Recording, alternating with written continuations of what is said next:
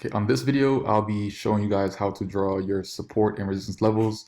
Keep in mind, support means when a market finds a certain floor that it tries to respect. That's very important to actually identifying market structure and so on and knowing when the market has found a floor so you could look for some sort of counter trend to some extent. And resistance, which is like a ceiling for when a market, it finds a high price that it wants to actually test and respect.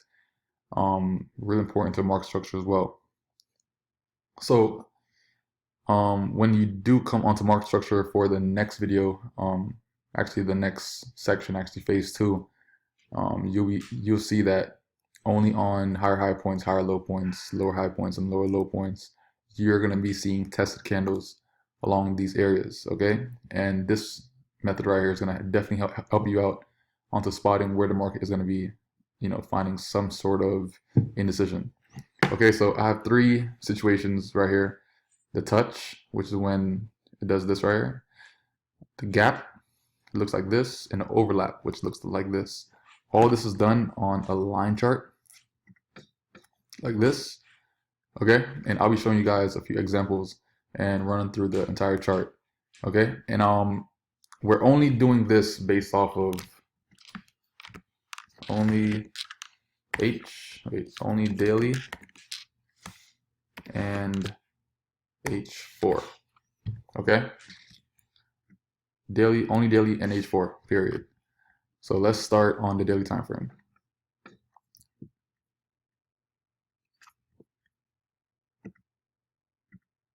Everybody just take some time to copy this down before I erase it real quick. 1, 2, 3.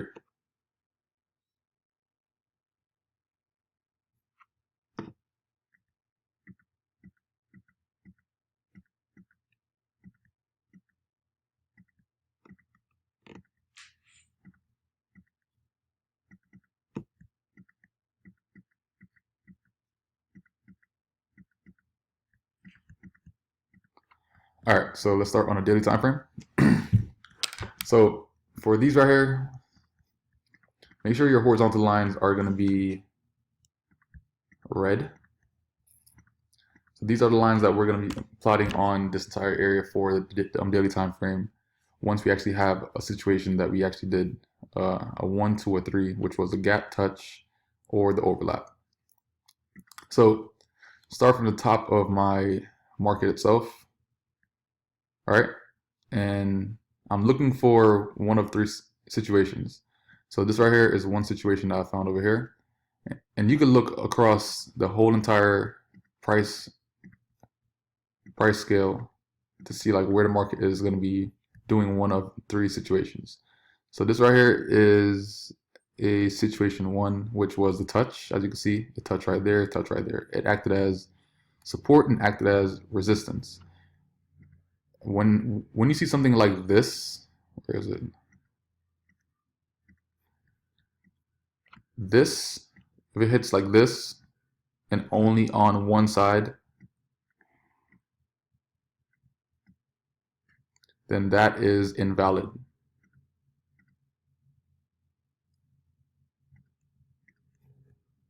That's invalid. Invalid, invalid.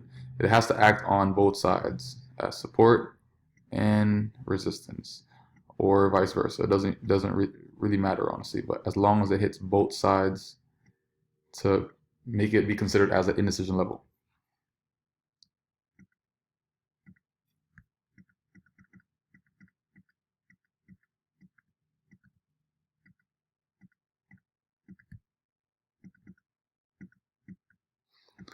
Oh, but I get a little messy.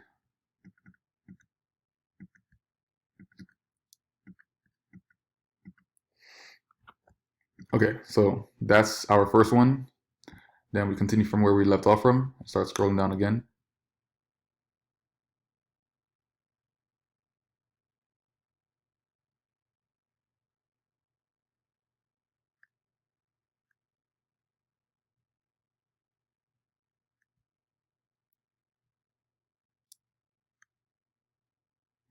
So this right here could be considered as an overlap.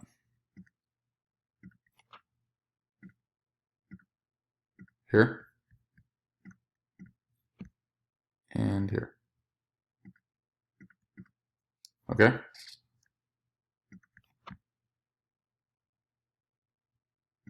This right here is considered as a gap here and here.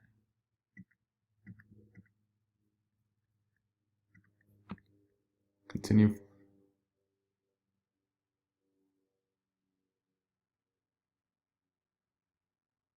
You're looking from left to right, like use your eyes and just scan the entire line that you're currently on. I like to keep my crosshair tool a little bit dark so I see the actual line before I actually plot it.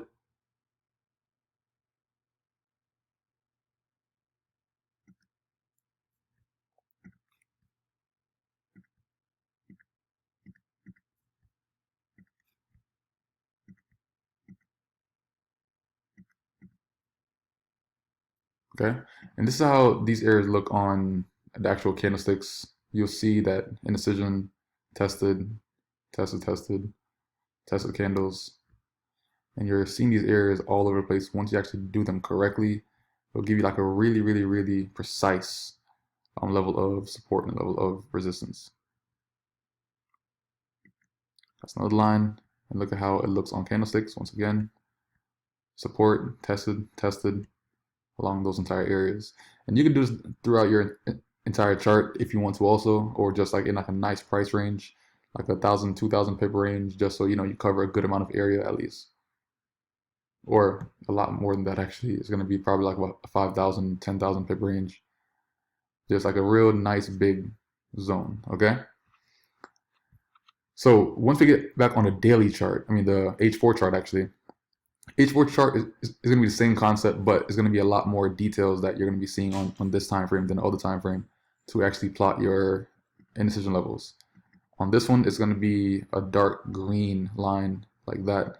Don't use this line, okay? That's incorrect. Use a dark green line. And we're doing the same concept starting from the top, but we don't have to zoom all the way out like how we did last time because we just want to see where is the market now, and we want to see these fluctuations. That's what we want to see.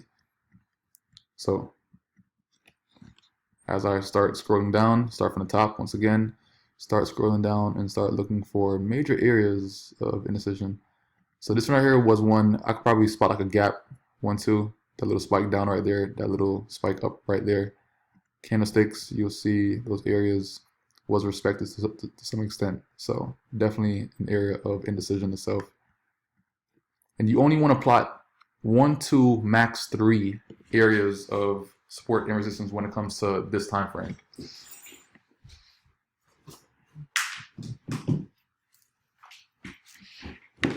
Okay, so 1, 2, max 3 areas. So continue from where I left off from again and start scrolling once again.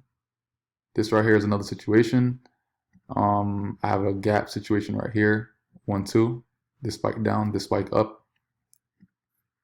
And then I could plot probably one more before I'm done and I'm maxed out of my lines. That's one right there. It's a gap, 1, 2. I can use that also. This is how it looks on back on candlesticks.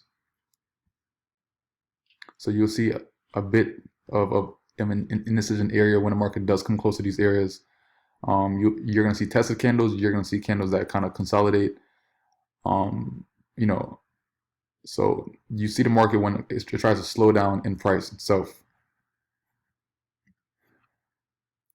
Now down here, this zone, scrolling down slowly, scrolling down slowly.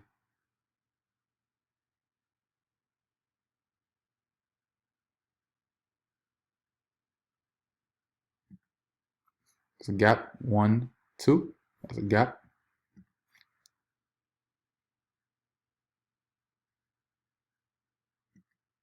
So there's overlap, 1, 2, and try to make everything even. It has to be overlapped the same length over on each part of the line. And probably get one more out of here. Another gap right there, 1, 2. Okay. A lot of times when the market is kind of far away from those areas, like how it is on the gaps, like all right here, All right here is literally wicks because the line chart only measures closed prices itself. So you could possibly see a wick on those areas that you have gaps.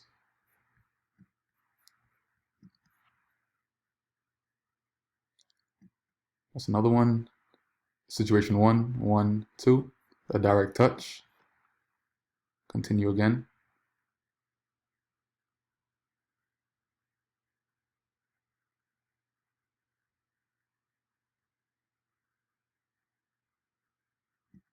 So this one right was pretty good. It had a touch right there, it had a touch right there, and also had a gap, which was right here and right here. So it definitely counts as a level of indecision also. And yeah, line chart on this line. Okay, you see the touch right there, you see the gaps. So the market itself found indecision when it came to this zone right here. It kind of gets a little stagnant for a while, tested areas. You're going to see all this when you actually have these areas on your chart.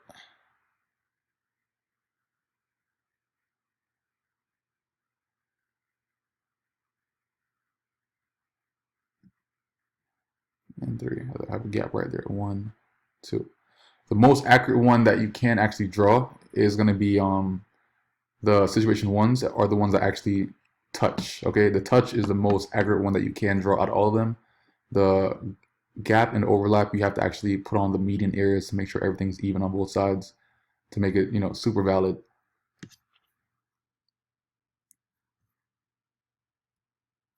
Let me just do one more.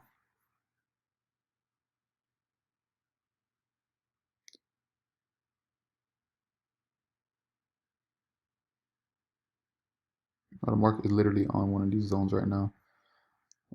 At a gap, 1, 2, okay, and you possibly get a touch also, which was right here, this touch, and on the upside, this touch. So that counts as definitely an indecision level itself.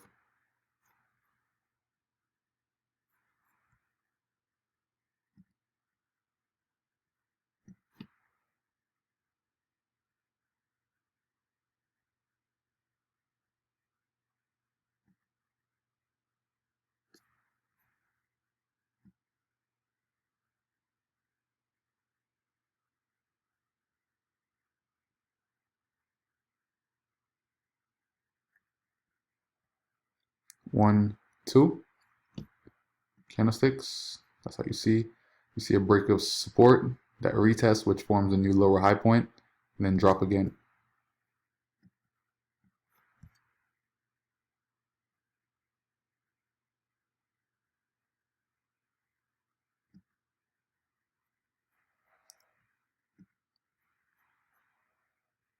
Pure resistance, break of support.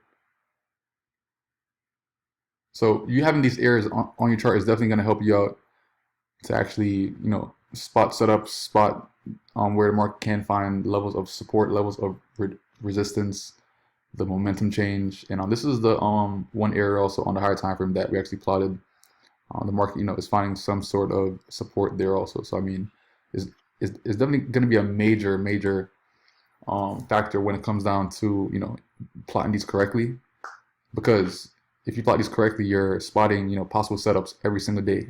It might not be long term or it could be short term at times, but it could definitely give you setups every single day if you're plotting these correctly. And you could definitely leave these on your charts for a couple weeks, 2, 3 weeks, and they're still all valid.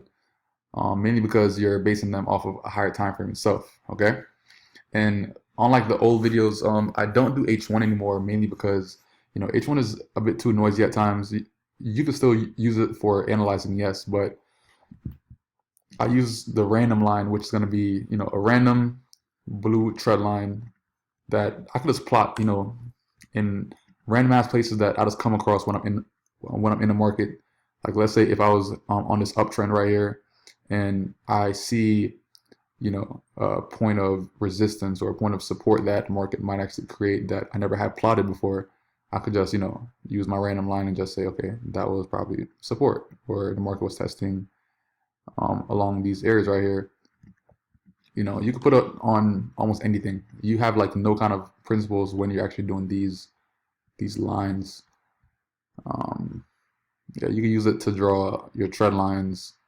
You know, it's in the sell zone, buy zone. Anything that you're pretty much trying to monitor on the charts itself, you can use your random line for. Level of resistance. Call this random line. Yeah, so they could literally be used for anything. So I don't use the H1 support and resistance too much anymore, but I do use my random lines to pretty much plot areas on the H1 time frame that I do find important. So that's about it for support and resistance. And now this is support resistance 2.0. So yeah, peace out, guys.